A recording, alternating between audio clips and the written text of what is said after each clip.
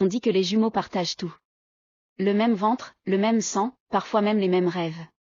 Mais ce que Malik a partagé avec sa sœur jumelle, c'était bien plus noir que tout ce que vous pouvez imaginer. Ils sont nés un soir d'orage, dans un petit hôpital poussiéreux au nord du Cameroun. La légende disait que quand des jumeaux naissent pendant la pluie, c'est soit une bénédiction, soit une malédiction. Dans leur cas, c'étaient les deux. Malik et Malika. Inséparables. Insupportables parfois. Mais toujours là l'un pour l'autre. Dès l'école primaire, c'est elle qui le défendait contre les garçons plus grands. C'est lui qui faisait semblant de comprendre les maths pour l'impressionner. Et chaque année, leur anniversaire était célébré dans une seule et même assiette, ils n'avaient pas les moyens, alors leur mère coupait le petit gâteau en deux, et ils soufflaient sur une seule bougie. Ensemble. Toujours. Mais à 14 ans, tout a basculé. Leur mère est tombée malade. Le père avait disparu depuis longtemps. Et Malika a commencé à travailler. Petit job, petite combine, petit sacrifice. Elle lavait les habits des voisines, coiffait les enfants du quartier, et parfois, elle ne mangeait pas, pour que Malik ait de quoi aller à l'école. Et ça, il ne l'a jamais oublié. Mais le temps, lui, oublie les sacrifices. À 19 ans, Malik quitte le quartier. On dit qu'un oncle lointain l'a fait monter à Yaoundé pour l'aider à trouver du travail. Mais en réalité, cet oncle, personne ne l'a jamais vu. Pas même Malika. 2 ans passent. Et un jour, Malik revient. En Range Rover. Costume sur mesure. Montre en or. Et des liasses de billets, des vrais. Pas les fausses qu'on voit sur TikTok.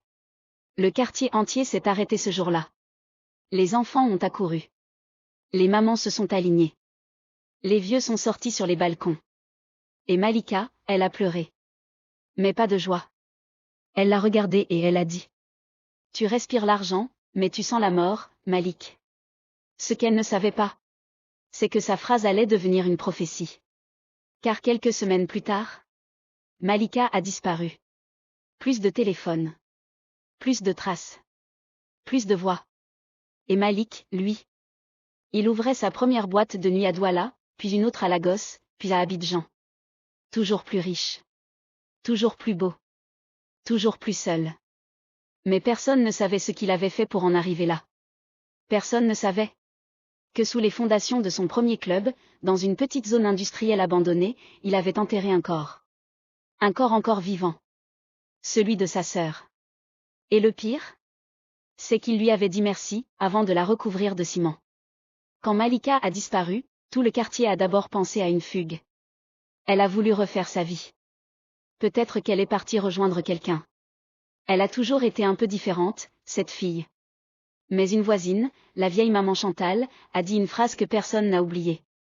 On ne disparaît pas sans dire au revoir, sauf quand c'est la mort qui vous emporte. Et pourtant, Malik ne semblait pas inquiet. Au contraire, il organisait une fête. Pas n'importe laquelle, l'inauguration de sa première boîte de nuit, un monstre de luxe construit en 4 mois chrono. Un bâtiment qui avait poussé de terre, comme par magie. L'extérieur? Du marbre. L'intérieur? Des néons, des écrans géants, des fauteuils en cuir italien, des filles comme des mannequins, des bouteilles qui coûtaient le salaire de 10 policiers. Le soir de l'ouverture, des stars sont venus. Des influenceurs. Des politiciens. Même un pasteur célèbre du pays est passé prier pour bénir les lieux. Mais ce que personne ne savait, c'est qu'à exactement 7 mètres sous leurs pieds, il y avait un silence. Un silence glacial. Un silence de ciment. Un silence de tombe. Parce qu'en dessous, il y avait Malika. Et 2 serpents géants. Oui, 2 pitons noirs, vivants, entassés dans une fosse avec elle. Mais pourquoi? Pourquoi faire ça? Pourquoi à elle? La vérité, c'est qu'un soir, 2 ans plus tôt, Malik avait rencontré un homme étrange dans une forêt, au bord d'un fleuve, entre 2 villages d'oubliés. Un homme, ou plutôt, quelque chose. L'homme portait une peau de léopard, parlait en énigme et lui avait dit. Tu veux devenir immortel dans le monde des vivants? Alors offre-leur ce qu'ils n'auront jamais, ton sang. Mais le sang dont il parlait, ce n'était pas n'importe lequel. C'était le sang de sa jumelle. Pourquoi? Parce qu'un sacrifice d'un jumeau par l'autre, c'est un contrat mystique presque impossible à briser. Une offrande de lien brisé. Une offrande de confiance trahie. Une offrande d'amour transformée en trahison. Et Malik, il a hésité. 1 heure. Un jour. Une semaine. Mais la pauvreté est une voix qui crie fort. Et l'ambition est un poison qui agit lentement. Il a accepté. Et c'est ainsi qu'un soir pluvieux, il a conduit sa sœur sur le chantier de la future boîte. Viens, je veux te montrer quelque chose. Une surprise pour toi. Un endroit que j'ai construit grâce à toi. Elle l'a suivi. Parce qu'elle l'aimait. Parce qu'elle croyait encore en lui. Et c'est là, dans une pièce vide, humide, obscure, que 2 hommes masqués sont sortis de l'ombre. Elle a crié. Elle s'est débattue. Elle a hurlé. Mais Malik a baissé les yeux. Et pendant qu'il la jetait dans le trou, il a simplement dit. Pardonne-moi, Malika. Les 2 serpents, énormes, affamés, se sont enroulés autour d'elle. Et le béton a coulé. Ce soir-là, pendant que les derniers litres de béton recouvraient le trou, Malik ne pouvait pas regarder. Le bruit de la bétonneuse couvrait les faibles gémissements de sa sœur. Mais il entendait tout. Chaque murmure. Chaque prière. Chaque Malik, pourquoi? Une larme a coulé sur sa joue. Mais il ne l'a pas essuyée. Parce que les pactes du monde des ténèbres ne permettent pas de regretter. Et surtout pas d'aimer. À minuit, le chantier était terminé. On aurait dit qu'il ne s'était jamais rien passé. La boîte de nuit s'est élevée, sur un tombeau vivant. Mais le lendemain matin, quelque chose d'étrange s'est produit. Le béton du sol avait une fissure. Une toute petite. Et au milieu de la piste de danse, dans ce temple du plaisir, une goutte de liquide rouge avait coulé. Pas du sang. Un genre de fluide étrange, comme une larme vivante. Malik a paniqué. Il a appelé le féticheur. Le vieux l'a écouté calmement, puis a murmuré. La femme n'était pas seule. Tu as enterré plus qu'une vie. Et c'est là que Malik a compris. Sa sœur était enceinte. Elle ne lui avait jamais dit. Mais le féticheur a continué. Tu as trahi une jumelle, et un innocent. Tu n'as pas donné une vie, mais 2. Ce que tu as reçu, tu vas devoir le payer jusqu'à la mort.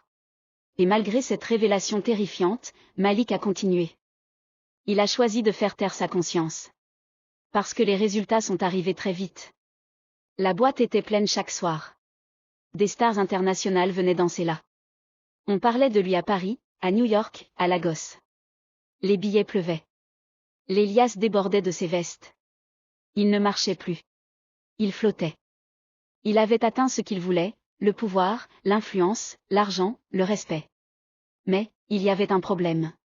Chaque nuit, quand la boîte était en feu, quand les lumières clignotaient, quand les basses faisaient trembler les murs. Il entendait des bruits venant du sol. Grattements. Sifflements. Des voix. Parfois, dans un coin sombre de la boîte, il apercevait une silhouette. Une femme, enceinte, pieds nus, regard vide. Elle ne parlait pas. Mais ses yeux disaient tout. Tu m'as enterré. Mais je suis encore là. Et plus les mois passaient, plus les apparitions se multipliaient. Certains clients voyaient des choses. Une femme passait derrière eux. Un bébé qui pleurait alors qu'il n'y avait aucun enfant dans la salle. Des serpents dessinés sur les murs, qui bougeaient. Mais personne ne disait rien. Parce que tout le monde voulait faire la fête. Et Malik s'enfonçait de plus en plus. Il vivait dans un luxe indécent, mais il ne dormait plus. Il riait en public, mais il pleurait seul. Et surtout, il n'allait plus jamais au sous-sol. Parce qu'au fond de lui, il savait. Un jour, ce qu'il avait enterré reviendrait. Et ce jour-là, aucun billet, aucun champagne, aucune boîte ne pourrait le sauver. Au bout d'1 an, la boîte de nuit de Malik était devenue un empire. Des politiques venaient y signer des contrats secrets. Des influenceurs se battaient pour y entrer. Et chaque jour, son compte bancaire explosait un peu plus. Mais chaque nuit, devenait plus étrange. Un DJ a perdu connaissance sans raison, après avoir dit dans sa cabine. Il y a quelqu'un sous mes pieds. On a cru à un burn-out. Il a disparu. Un serveur a juré avoir vu des serpents sortir du mur. Il a fui, laissé ses affaires, et n'est plus jamais revenu. Et Malik, lui, avait la sensation qu'on le suivait. Partout. Dans sa villa. Dans sa voiture. Même dans ses rêves. Et les cauchemars. Chaque nuit. Toujours le même. Il se voit sous la terre. Attaché. Enterré vivant. Étouffé. Un bébé pleure. Un bébé qu'il n'a jamais vu. Et une voix. Celle de sa sœur. Tu m'as enterré, mais j'ai donné la vie. Et ce que tu as volé, tu devras le rendre. Un jour, alors qu'il se réveillait en sursaut, en sueur, il a décidé de retourner voir le vieux féticheur. Mais cette fois, l'homme l'a reçu en silence. Puis il a sorti une boîte, et lui a tendu. Dedans, une photo floue. Celle d'une petite fille. Peau sombre, yeux brillants. Elle semblait avoir 5 ou 6 ans. Et le vieux a dit. Elle est née le jour où tu as scellé le béton. Elle est vivante. Mais, elle n'a pas d'âme. Malik a paniqué. Comment ça, elle est vivante? Où elle est? C'est impossible. Le vieux a seulement murmuré. Les morts ne restent jamais morts quand on les enterre injustement. Tu n'as pas seulement enterré ta sœur, Malik. Tu as enfermé une mère, une vie, un futur. Et le sol de ta boîte n'est qu'un cercueil ouvert. Malik est sorti de là en courant. Il a voulu fermer la boîte. Vendre. Fuir. Mais c'était trop tard. Car cette nuit-là, un événement terrible est arrivé. Alors que la boîte vibrait comme jamais, avec les lasers, les danses, les corps collés, les billets qui volaient. Un hurlement a coupé la musique. Puis un autre.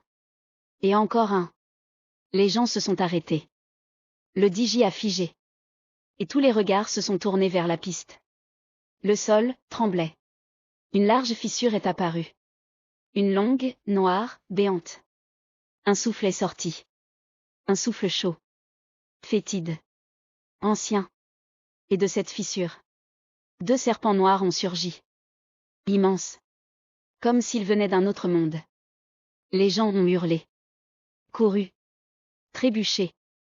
Puis au milieu du chaos, une silhouette. Calme. En robe blanche. Pieds nus. Le ventre gonflé comme une femme enceinte.